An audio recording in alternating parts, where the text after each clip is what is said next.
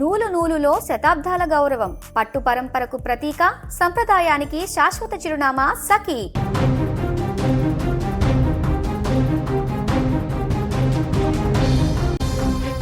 దేశ రాజధాని ఢిల్లీని ఉలిక్కిపడేలా చేసిన ఎర్రకోట పేలుడు ఘటన ఇప్పుడు జమ్మూ కాశ్మీర్లోని మెడికల్ నెట్వర్క్ గుట్టును రట్టు చేసింది. అభయం ఇవ్వాల్సిన డాక్టర్లే ప్రాణాలు తీసే బాంబుల తయారీలో కీలక పాత్ర పోషించారనే విషయం ఇప్పుడు దేశవ్యాప్తంగా సంచలనం సృష్టిస్తోంది. Jammu Kashmir state investigation agency SIA తాజాగా దాఖలు చేసిన ఛార్జ్ షీట్ ఉగ్రవాదం కొత్త రూపం దాల్చిందని హెచ్చరిస్తోంది. ప్రజలకు రక్షణ కల్పించాల్సిన వైద్య వృత్తిలో ఉన్నవారు ఉగ్రవాద భావజాలానికి లోనై విధ్వంసానికి పాల్పడడం అత్యంత ప్రమాదకరం.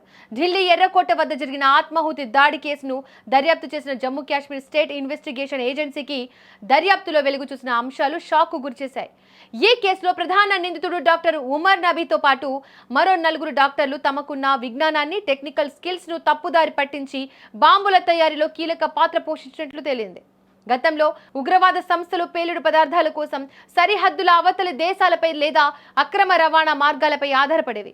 కానీ ఇప్పుడు వ్యూహాలు పూర్తిగా మారాయి. ఈ ఉగ్రవాదులు తమ నివాసాలను, ల్యాబొరేటరీలను బాంబు తయారీ కేంద్రాలుగా మార్చుకున్నారు. సాధారణంగా మార్కెట్లో దొరికే రసాయనాలను ఉపయోగించి ట్రైయాసిటోన్, ట్రైపెరాక్సైడ్, టీఏటీపీ అనే అత్యంత శక్తివంతమైన పేలుడు పదార్థాన్ని వీరు తయారు చేశారు. ఈ టీఏటీపీని గుర్తించడం భద్రతా దళాలకు కత్తి మీద సాము లాంటి పని.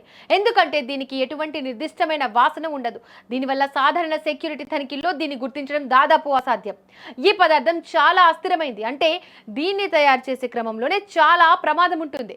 ఏ చిన్న పొరపాటు జరిగినా తయారు చేసే వారి ప్రాణాలే కోల్పోయే అవకాశం ఉంది.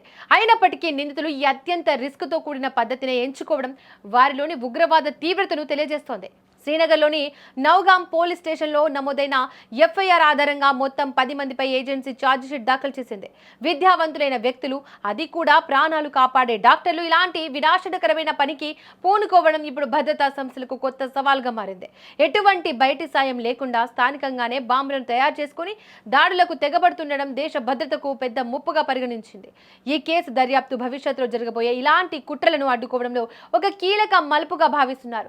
భద్రతా సంస్థలు ఇప్పుడు అప్రమత్తమై ఇలాంటి డొమెస్టిక్ టెర్రర్ మాడ్యూల్స్ పై నిఘాను మరింత పెంచాయి. ఈ ఘటన దేశంలోని సున్నితమైన ప్రాంతాల్లో జరుగుతున్న విద్యావంతుల ఉగ్రవాద రాడికలైజేషన్ పట్ల అందరినీ ఆలోచింపజేస్తోంది.